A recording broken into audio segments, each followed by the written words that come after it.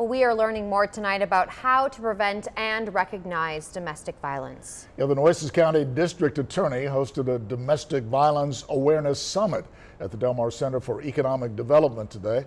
Our Taylor Alanis was there, and Taylor, you say one of the key messages is that there are lots of ways for victims to get away from people who are abusing them. Yes, Joe McKenzie, everyone from the Purple Door to Child Protective Services gathered today to talk about preventing domestic violence. They say it's helping victims become survivors by letting them know their children can stay with them even after a report.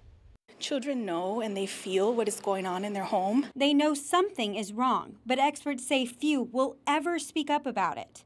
Instead, they lean on the victim, one of their parents. You're not going to see that because it's done in behind closed doors, but you may see some injuries, and when they're explaining it, it doesn't jive. But many parents fear if they report the domestic violence, they will lose their children. But Child Protective Services says that's not true.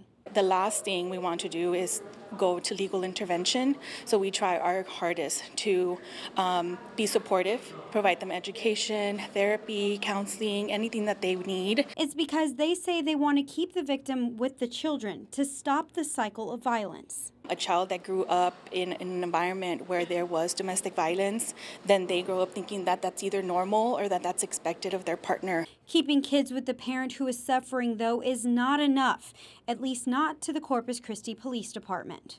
We're being much more aggressive at the police department. We're trying to get warrants for misdemeanor, non-arrest cases.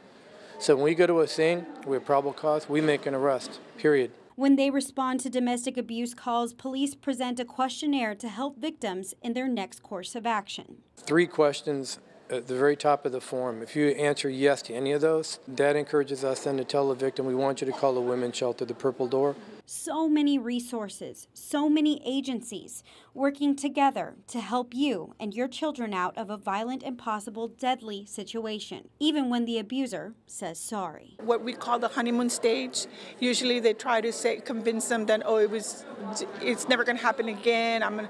They bring flowers. Victim advocates say if you suspect someone is in an abusive situation, even if that person tells you they are okay, trust your gut and call police. Joe McKenzie. Okay, thank you, Taylor.